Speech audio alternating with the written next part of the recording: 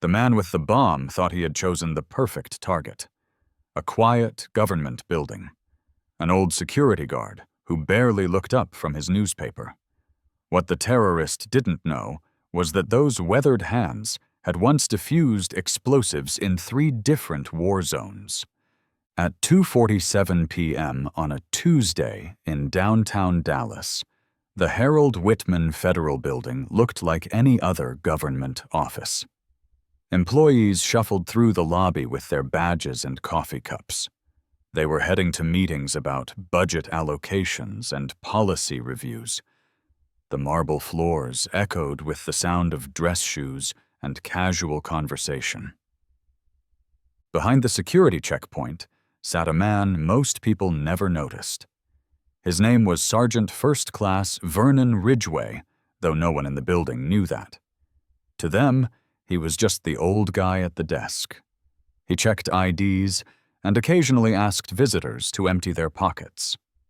At 63 years old, with graying hair and reading glasses perched on his nose, he looked exactly like what he was supposed to be. Invisible. Vernon had been working this job for 8 years, ever since his medical retirement from the Army. The work was simple, predictable, and quiet. Exactly what his therapist had recommended after 25 years of service. Service that had taken him from the streets of Mogadishu to the mountains of Afghanistan. The nightmares had mostly stopped. The hypervigilance had faded to a manageable background hum. This was his new normal, and he had made peace with it. The morning had been routine. He arrived at 6 o'clock a.m., checked the overnight logs, tested the metal detector. Then he settled into his chair with a thermos of coffee and the local newspaper. By 10 a.m., he had processed 47 employees through security. By noon, 32 visitors. He knew these patterns by heart. Tuesday afternoons were always slow.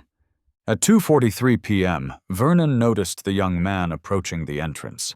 Nothing unusual at first glance. Mid-20s, clean-shaven, wearing a dark jacket and carrying a backpack. But something made Vernon look twice. Maybe it was the way the man's eyes swept the lobby, cataloging exits and sight lines. Maybe it was the slight bulge under his left arm, or the fact that he kept his right hand buried deep in his jacket pocket.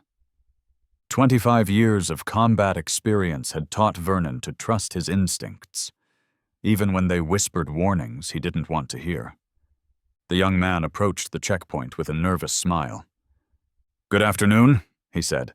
His voice carried a slight accent that Vernon couldn't quite place. "I'm here to see someone in the housing department." Vernon nodded politely and gestured toward the visitor log. "Name?" Marcus Thompson." The hesitation was barely noticeable, but Vernon caught it. He also noticed the thin line of sweat forming on the man's forehead. This despite the building's air conditioning. As the visitor wrote in the log, Vernon observed the tremor in his hand, the way he kept glancing toward the elevators. "ID, please," Vernon said, maintaining his practiced tone of bored professionalism. The man handed over a driver's license. Vernon examined it carefully.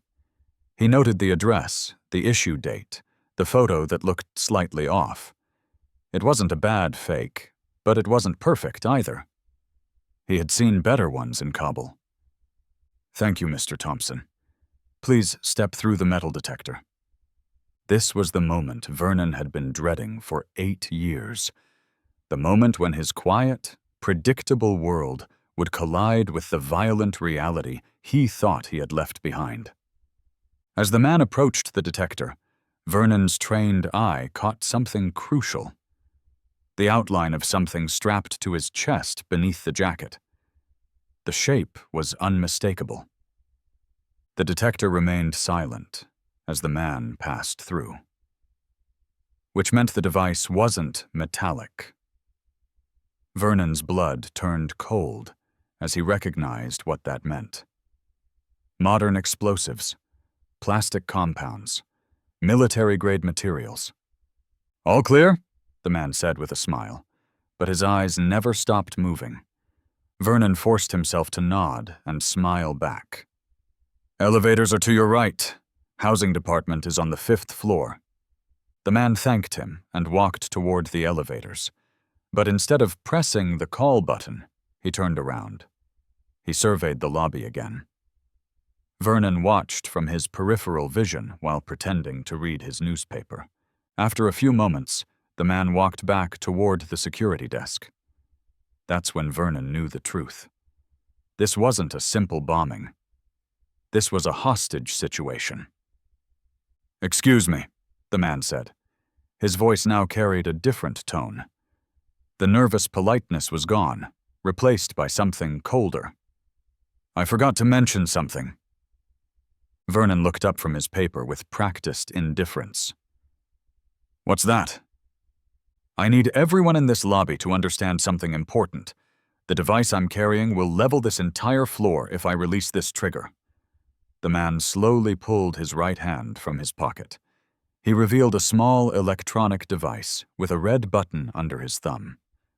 "So I'm going to need everyone to remain very, very calm." The lobby, which had been filled with the usual afternoon bustle, went dead silent. A woman near the information desk gasped. 2 men in suits froze halfway to the elevators. The receptionist at the main desk stared with wide eyes. Vernon felt the familiar surge of adrenaline that he hadn't experienced in years. His vision sharpened. His hearing became acute. Every muscle in his body prepared for action. But his expression remained unchanged. Just an old man reading his newspaper. "Now," the bomber continued, "I'm going to need everyone to move to the center of the lobby and sit on the floor. Nice and slow. No sudden movements." People began to comply. Some crying quietly, others moving with the mechanical precision of shock. Vernon watched it all while appearing to focus on his newspaper. He counted the hostages. 14 civilians, plus himself. He noted the exits. Main entrance behind the bomber, emergency exit to the left, stairwell access to the right. He calculated distances and angles. The bomber was amateur, but not stupid. He had positioned himself with clear sight lines to all exits. He kept the trigger clearly visible. But he had made several mistakes. He was standing too close to the security desk. He hadn't secured Vernon's radio. And most importantly, he hadn't bothered to really look at the old security guard he was threatening. If he had, he might have noticed something crucial. The faded tattoo on Vernon's left forearm, visible just below his rolled-up sleeve. A small insignia that read EOD, Explosive Ordnance Disposal, the badge of soldiers who had devoted their careers to dealing with exactly this type of situation. "You too, old man," the bomber said, finally acknowledging Vernon. "Move away from the desk and join the others." Vernon slowly folded his newspaper and stood up. As he walked around the desk, he allowed his sleeves to roll up slightly, exposing more of his arms. The bomber's eyes widened as he caught sight of the scars, dozens of them, creating a roadmap of shrapnel wounds and surgical repairs that covered Vernon's forearms and hands. "Jesus," the bomber whispered. "What happened to you?" Vernon stopped walking. He looked directly at the young man for the first time. When he spoke, his voice was quiet, but carried an authority that made everyone in the lobby listen. "IED outside Fallujah took out my Humvee. That was 2004. Suicide bomber in Kandahar got close enough to shake hands before I realized what he was carrying. That was 2007. Car bomb in Baghdad that I had to defuse with 30 seconds on the timer and half my squad wounded around me. That was 2009. The bomber's hand began to shake slightly. The device in his grip trembled. Vernon took another step closer. "Roadside bomb in Afghanistan made with fertilizer and diesel fuel, wired to a cell phone trigger just like the one you're holding. Had to crawl 20 meters through sniper fire to cut the right wire. That was my last tour. "Stay back," the bomber shouted, but his voice cracked slightly. "Son," Vernon said, his tone becoming almost conversational, "I've been looking at explosives for 25 years. I've defused everything from crude pipe bombs to sophisticated military-grade devices.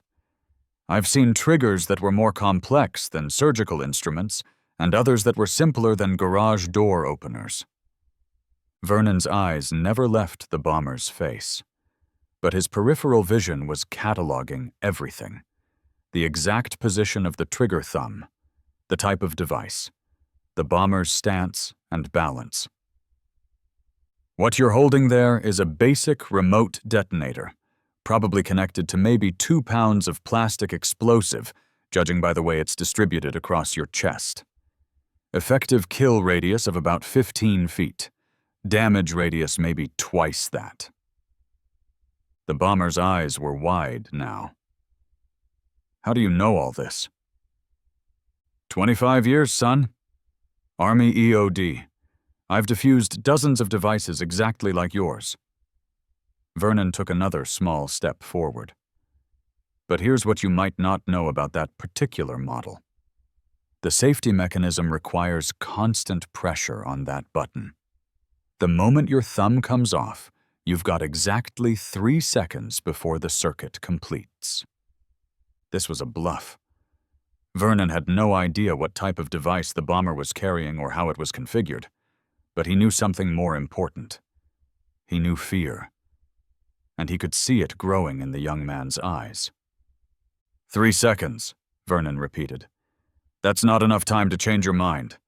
Not enough time to say goodbye to anyone. Just enough time to realize you've made a terrible mistake." "Shut up!" the bomber screamed. "Shut up and get on the floor like everyone else!" But Vernon didn't move. Instead, he rolled up his sleeves completely, exposing the full extent of his scars. They covered his arms like a veteran's road map. Evidence of 2.5 decades spent walking toward danger instead of away from it. "You want to know what I learned in those 25 years?" Vernon asked quietly. "I learned that most people who carry bombs don't really want to use them. They want something else. Attention, respect, acknowledgement. They want their pain to matter to someone." The bomber's breathing was becoming irregular. Sweat was now visible on his forehead and neck. "I also learned that the ones who really want to detonate usually don't announce it first. They don't take hostages. They don't make speeches. They just walk in and do it." Vernon's voice remained calm, almost soothing. "But you're not one of those, are you, son? You're here because someone convinced you this was the only way to make your voice heard." "You don't know anything about me!" the bomber shouted, but tears were beginning to form in his eyes. "I know you're scared," Vernon said. "I know you feel like you've been backed into a corner with no way out. I know because I've been there myself. Different circumstances, same feeling of helplessness." Vernon glanced around the lobby at the terrified hostages, then back at the bomber. "But here's the thing about corners, son. Sometimes the way out isn't the direction you're facing." With movements so slow they were almost imperceptible, Vernon began reaching toward his belt. Not for a weapon. He didn't carry one. Instead, he pulled out his cell phone. "I'm not calling the police," he said, showing the device to the bomber. "I'm not calling SWAT. I'm calling someone who might be able to help you find a different solution to whatever brought you here today." The bomber's grip on the trigger tightened. "I said no phones!" "Son, look at my hands." Vernon held up his scarred, steady hands. "These have defused live explosives under enemy fire in 3 different war zones. If I wanted to hurt you, I wouldn't need a phone to do it. But that's not what I want here today." Vernon's voice dropped to barely above a whisper, but in the dead silence of the lobby, everyone could hear him clearly. "What I want is for you to walk out of here alive. What I want is for these people to go home to their families tonight. What I want is for you to get the help you need instead of the revenge you think you want." The bomber was openly crying now, but his thumb remained pressed firmly on the trigger. "You don't understand what they did. They killed my brother. He was just a kid, only 17, and they killed him like he was nothing." "Tell me about your brother," Vernon said simply. For the next 10 minutes, the young man told his story. His real name was Ahmed Hassan. Through tears and rage and grief that had been building for months, he explained everything. His younger brother Mahmoud had been killed in a drone strike overseas. Collateral damage in a war that seemed to have no end and no purpose that Ahmed could understand. Ahmed had come to America seeking answers, seeking justice, seeking anything that would make his brother's death mean something more than a statistic in a military report. Instead, he had found only bureaucracy and form letters, polite refusals to acknowledge his loss as anything more than an unfortunate mistake. Vernon listened without judgment, without interruption, without trying to justify or explain away the pain that was pouring out of this young man. He simply listened. The way he had learned to listen to his own squad members when they talked about losses that couldn't be quantified or healed with medals or ceremonies. "He was going to be a teacher," Ahmed said through his tears. "Mahmoud was smart, so much smarter than me. He wanted to build schools instead of walls. He wanted to help kids learn and grow and have better lives than we did." "He sounds like he was a good kid," Vernon said quietly, and he meant it. "He was everything good in our family. And now he's gone, and nobody cares. Nobody even knows his name or remembers that he existed. The newspapers don't mention him. The government pretends he never lived. It's like his whole life meant nothing." Vernon was quiet for a long moment, processing not just the words, but the depth of pain behind them. Then he said something that surprised everyone in the lobby, including himself. "What was your brother's full name?" Ahmed looked up, surprised by the question. "What did you say?" "Your brother. What was his full name? I want to know." "Mahmoud," Ahmed said softly. "Mahmoud Hassan. He was 17 years old." "Mahmoud Hassan," Vernon repeated slowly, as if committing it to memory. 17 years old. "Tell me something else about him. Something that made him special. Something that showed who he really was." For the first time since entering the building, Ahmed smiled slightly through his tears. He could fix anything with his hands. Radios, televisions, car engines, anything mechanical or electronic. He had this gift where he could look at something broken and just understand how it worked and how to make it work again. He used to say that everything broken could be repaired if you just took the time to understand how all the pieces fit together. Vernon nodded slowly. Sounds like he was an engineer at heart. That's exactly what he wanted to study. Engineering. He had this dream of coming to America and studying engineering, then going back home and building things that would help people. Water systems and power grids and communication networks. He wanted to rebuild what the wars had torn down. As Ahmed talked about his brother, Vernon noticed something crucial happening. The young man's thumb was gradually relaxing its pressure on the trigger. Not enough to release it completely, but enough to indicate that his focus was shifting from revenge to remembrance, from anger to grief. This was Vernon's moment, not for a heroic tackle or a dramatic disarmament, but for something more subtle and infinitely more difficult. Something that his years of experience had taught him was far more effective than any tactical maneuver. "Ahmed," Vernon said quietly, "your brother sounds like the kind of person who would want to be remembered for what he built, Not for what got destroyed because of his death. Ahmed's eyes widened as he began to understand what Vernon was suggesting. If you do this, if you detonate that device, Vernon continued, Mahmoud's name will never be mentioned in the news stories. The only story anyone will tell is about the bombing and the people who died.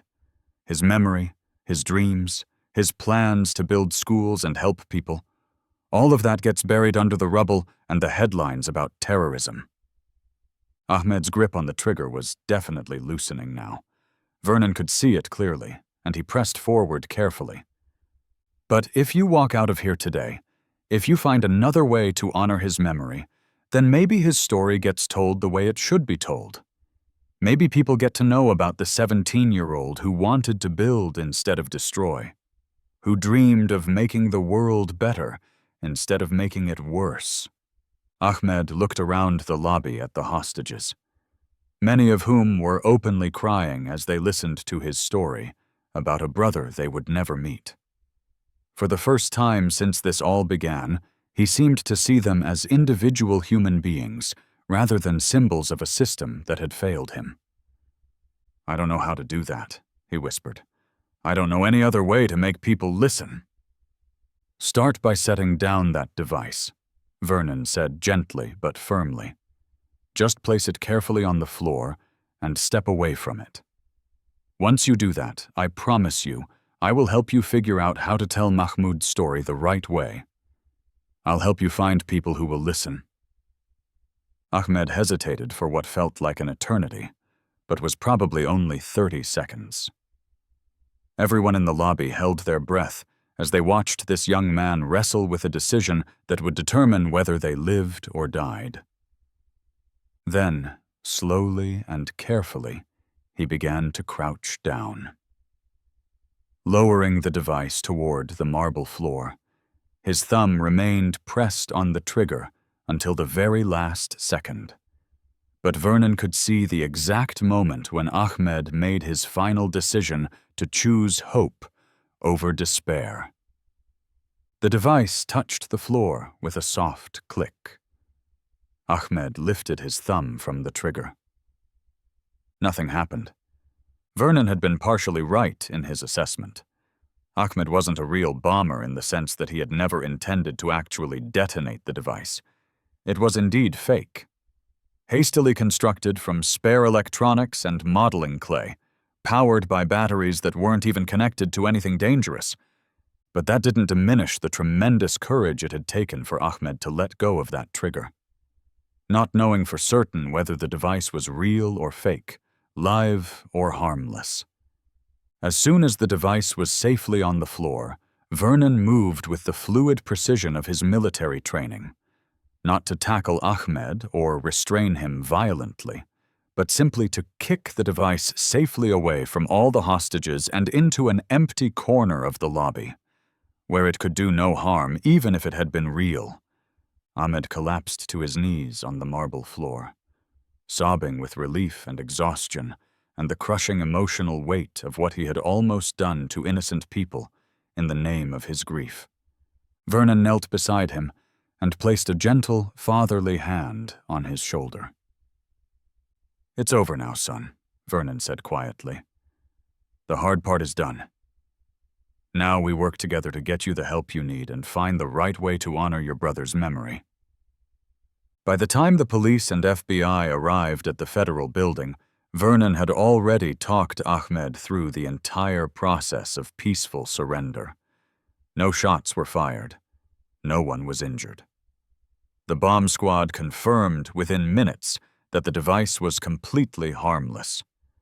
Nothing more than electronic components and putty shaped to look threatening. Ahmed Hassan was arrested and charged with making terrorist threats and creating a public disturbance. But the story that emerged in the following weeks and months was far more complex and nuanced than the initial news reports suggested. Vernon made good on his promise to help tell Mahmoud's story. He contacted journalists and human rights organizations. He wrote detailed letters to editors and government officials. He spoke at Ahmed's sentencing hearing. not to excuse what Ahmed had done, but to provide context about a 17-year-old boy named Mahmoud Hassan, who had dreamed of building schools and fixing broken things and making the world a little bit better. The federal judge, clearly moved by Vernon's testimony, and the complete lack of any actual explosive materials or real intent to harm anyone, sentenced Ahmed to 2 years of supervised probation, mandatory counseling, and 500 hours of community service working with veterans organizations that helped families affected by overseas military operations. Instead of prison, Ahmed was given a chance to turn his pain into something constructive. Ahmed embraced this opportunity wholeheartedly. He began working with a non-profit organization that helped families navigate the complex bureaucracy of filing claims and seeking recognition for loved ones killed or injured in military operations. He also started volunteering at a community center that provided English classes and job training for recent immigrants. Using his own experience of feeling lost and voiceless in America to help others find their way, Vernon returned to his quiet job at the security desk, where he continued to be just the old guy that most people walked past without really noticing. But the employees who had been in the lobby that day never forgot what they had witnessed. They had seen a man who could have used violence and tactical training choose instead to use patience and wisdom. They had seen someone who had every reason to view Ahmed as an enemy, choose instead to see him as a fellow human being drowning in grief and looking for someone to throw him a lifeline. The story made national news for about a week. Though most of the media coverage focused on the dramatic aspects of the hostage situation rather than the quiet conversation that had actually resolved it. Vernon politely declined most interview requests. He had never sought public attention for his military service, and he saw no reason to start seeking it now for doing what he considered to be simply the right thing under difficult circumstances. But there was one interview he did agree to, with a veteran journalist from the local newspaper who wanted to understand how an aging security guard had managed to defuse such a potentially dangerous situation without anyone getting hurt. The reporter asked thoughtful questions about Vernon's background and his approach to the crisis. 25 years in the Army taught me a lot about explosives and tactical situations, Vernon explained. But it taught me even more about people and what drives them to desperate actions. Sometimes the most dangerous situations require the gentlest possible solutions, not the most aggressive ones. When the reporter asked if Vernon considered himself a hero for what he had done, Vernon's response was immediate and definitive. "No," he said simply. "I'm just an old soldier who learned over the years that sometimes the bravest thing you can do is listen to someone instead of fighting them. Real courage isn't about being willing to die for your beliefs. It's about being willing to live with the complexity of other people's pain." 6 months after the incident, Ahmed Hassan attended the funeral of his brother Mahmoud, whose body had finally been returned to their family through the efforts of the organization Ahmed now worked with. Vernon was there too, not as the security guard who had stopped a potential bombing, but as someone who understood that every loss deserves to be grieved properly, and every life deserves to be remembered for what it contributed, rather than how it ended. They didn't speak much at the funeral service, but afterward, as people were beginning to leave, Ahmed approached Vernon with something small in his hand. It was a photograph of a young man with kind, intelligent eyes, wearing a school uniform and holding an engineering textbook. "This is Mahmoud," Ahmed said quietly. "I wanted you to actually see what he looked like. To put a face with the name you helped me remember was worth honoring." Vernon studied the photograph carefully, taking in every detail and committing it to permanent memory. He looks like someone who would have made a real difference in the world if he had been given the chance. He still can, Ahmed replied, with a sad but hopeful smile. I'm starting a scholarship fund in his name. It will help students from conflict areas who want to study engineering and then return home to help rebuild their communities. The first scholarship recipient is a young woman from Syria who wants to design water purification systems for refugee camps. Vernon smiled and carefully handed the photograph back to Ahmed. I think that's exactly what Mahmoud would have wanted his legacy to be. As Ahmed walked away to rejoin his extended family, Vernon stood quietly for a moment, reflecting on the strange and winding path that had brought him to this cemetery, to this moment, to this unexpected friendship born out of crisis and sustained by mutual respect for the complexity of human pain. He thought about his 25 years of military service, the countless missions in dangerous places, the dozens of real explosive devices he had successfully defused under enemy fire, and how in the end, the most important bomb he had ever dealt with was the one made of grief and rage that had been ticking away inside one young man's broken heart. He wondered about all the times throughout his career when he had chosen immediate action over patient conversation, when he had relied on force and tactics instead of words and empathy. He found himself wondering how many conflicts, both large and small, might have ended very differently if someone had simply taken the time to listen carefully to the pain behind the anger. The following Monday morning, Vernon returned to his familiar post at the security desk in the federal building. The same marble floors echoed with the same sounds of dress shoes and morning conversation. Employees still streamed through the lobby with their ID badges and coffee cups, heading to the same meetings about budgets and policies. The metal detector still beeped occasionally when someone forgot to remove keys or coins from their pockets. On the surface, everything appeared to have returned to exactly the way it had been before. But something fundamental had changed in ways both subtle and profound. People noticed Vernon now in a way they never had before. They nodded respectfully when they passed his desk. They said good morning and asked about his weekend plans. They remembered his name and sometimes stopped to chat for a few minutes about the weather or current events. The invisible man had become visible, not through violence or dramatic heroics, but through the simple act of treating another human being with dignity and respect during their absolute darkest moment. That afternoon, a package was delivered to Vernon at the security desk with no return address.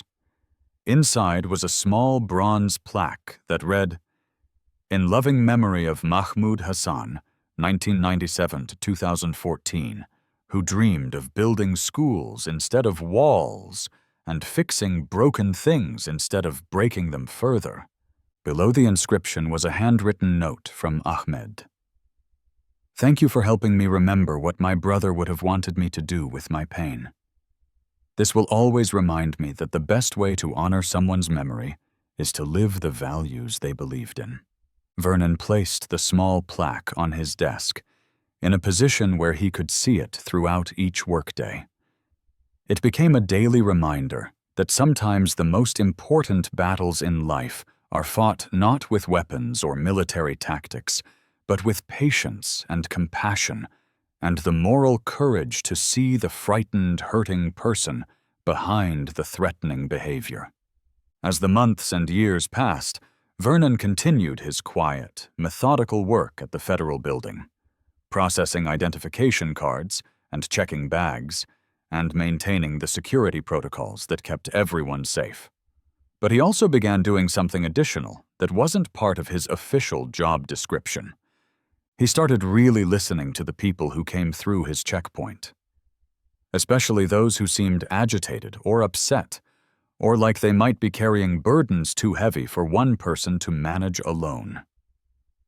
When someone appeared to be struggling with loss or anger, or the kind of desperation that can drive people to consider desperate actions, Vernon found ways to engage them in genuine conversation. He offered them something he had learned was more powerful than any security system: his full attention and his willingness to acknowledge their humanity. These conversations didn't always prevent crises, but they prevented some. Over the years, there was the grief-stricken military father who had lost his son in Afghanistan and came to the federal building seeking someone to blame. There was the middle-aged woman whose veteran husband had committed suicide after years of struggling with PTSD, who wanted government officials to acknowledge their failure to provide adequate mental health support. There was the teenager whose older brother had been killed in a controversial police shooting, who had come seeking some form of justice or at least recognition that his brother's life had mattered. Each of these individuals had arrived at the federal building carrying their own version of a bomb made of pain and rage and the desperate need to be heard by someone in authority. And each of them encountered instead an elderly security guard who understood that listening with genuine empathy was sometimes the most radical and transformative act possible in a world that seemed designed to ignore individual suffering. Vernon never made national headlines again after that Tuesday afternoon with Ahmed Hassan. He was never again called a hero, or given official recognition, or asked to appear on television programs. But in the quiet spaces between the dramatic moments that make the news, he continued doing the work he had come to understand was perhaps the most important work of all: treating every single person who walked through his security checkpoint as someone whose story mattered, whose pain was real and valid, and whose fundamental humanity deserved to be acknowledged and respected regardless of how that pain might be manifesting itself. When Vernon finally decided to retire at age 70, after working at the federal building for 12 years, the employees organized a small farewell party in the same lobby where the incident with Ahmed had taken place 6 years earlier. They presented him with a gold watch engraved with his years of service, a sheet cake decorated with an American flag, and several genuinely heartfelt speeches about his dedication and the positive impact he had made on their daily work environment. But the retirement gift that meant the most to Vernon was a thick letter that had arrived that morning from Ahmed Hassan, who was now 28 years old and had just graduated with a degree in civil engineering from a respected university program. The scholarship fund established in his brother's memory had grown significantly. It had now helped 18 young people from conflict-affected regions begin their engineering studies. Several of the scholarship recipients had already graduated and were working on reconstruction projects in their home countries. One was designing improved water filtration systems for refugee camps in Jordan. Another was developing sustainable building techniques for post-conflict reconstruction in Syria. A third was working on renewable energy systems for rural communities in Afghanistan. "You were absolutely right that day in the lobby," Ahmed had written. "Mahmoud's story is being told now through all the things that people are building instead of destroying, through all the problems being solved instead of the problems being created. Thank you for helping me understand the difference between honoring someone's memory and just feeding my own anger. Thank you for seeing me as a human being when I couldn't see it myself." Vernon carefully folded Ahmed's letter and placed it in his wallet. Right next to the small photograph of Mahmoud Hassan that Ahmed had given him at the funeral 6 years earlier. He knew he would carry both items with him for the rest of his life. Tangible reminders that sometimes the most dangerous explosives that need defusing are the ones that form inside human hearts when grief and rage and desperation reach critical mass. After Vernon's retirement, the federal building installed a completely new security system: updated metal detectors, computer-linked identification scanners, additional uniformed personnel trained in the latest threat assessment protocols. The new security checkpoint was undeniably more efficient and technically sophisticated than the simple setup Vernon had managed for 12 years. But the employees who had worked in the building during Vernon's tenure never forgot the elderly guard who had taught them through his daily example that true security came not from better technology or stricter enforcement procedures, but from the simple practice of treating every visitor as a fellow human being worthy of basic respect and attention. Near the new security checkpoint, mounted on the wall in a location that was visible but not obtrusive, was a small memorial plaque. One that most visitors walked past without noticing, just as they had once walked past Vernon Ridgeway himself. The plaque read, "In loving memory of Mahmoud Hassan, 1997 to 2014, who dreamed of building schools instead of walls and fixing broken things instead of breaking them further. And in grateful recognition of all those who choose understanding over judgment, patience over force, compassion over indifference, and listening over silence in their daily interactions with fellow human beings.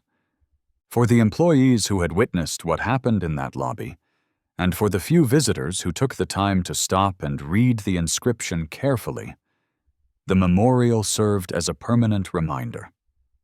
The most important battles in human experience are often fought not with advanced weapons or sophisticated strategies, but with the simple moral courage to recognize the humanity in others, especially when they seem unable to recognize it in themselves.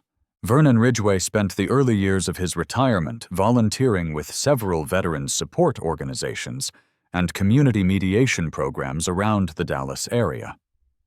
He never actively sought recognition or publicity for this work, but his influence spread quietly and steadily through the individual lives he touched and the potential conflicts he helped resolve through patient conversation rather than confrontational tactics. His approach was always the same. Listen first, judge later, if at all, and treat every person as someone whose pain is real and whose story deserves to be heard completely before any decisions are made about how to respond. He died peacefully in his sleep at age 78, surrounded by friends and colleagues and community members who remembered him not primarily as the security guard who had once stopped a potential bombing, but as the man who had taught them through his consistent daily behavior that every person's story deserves to be heard with respect. Every loss deserves to be grieved properly, and every moment of genuine human connection contains the power to change the trajectory of individual lives and maybe even the world itself. The Harold Whitman Federal Building continues to operate today, processing the routine daily business of government administration with the same marble floors and echoing footsteps that have characterized the space for decades. But permanently embedded in the building's institutional history now is the story of an elderly security guard who demonstrated that true strength sometimes looks exactly like sitting perfectly still and listening carefully. And that often the most effective way to diffuse a dangerous situation is to diffuse the underlying pain and desperation that created the danger in the first place. What happened in that lobby on a Tuesday afternoon wasn't ultimately about preventing violence or avoiding a potential tragedy, although it certainly accomplished both of those things. It was fundamentally about recognizing that behind every act of desperation or threatened violence is a human being whose story matters, whose pain is real and deserves acknowledgement, and whose capacity for positive transformation is virtually unlimited if someone is willing to believe in that capacity and invest the time and emotional energy required to help nurture it. In the end, Vernon Ridgeway's greatest service to his country probably wasn't the 25 years he spent in military uniform, or the dozens of live explosive devices he successfully defused under enemy fire in combat zones around the world. His greatest service was more likely that quiet Tuesday afternoon when he chose to see a potential terrorist as a grieving younger brother, and in making that choice, reminded everyone who witnessed it that our shared humanity will always be stronger than our individual pain if we have the courage to acknowledge and act on that fundamental truth. If this story moved you or made you think differently about how we might respond to people who seem angry or desperate or threatening, share your thoughts in the comments about what you think makes the difference between choosing understanding over judgment when we encounter difficult situations in our own lives.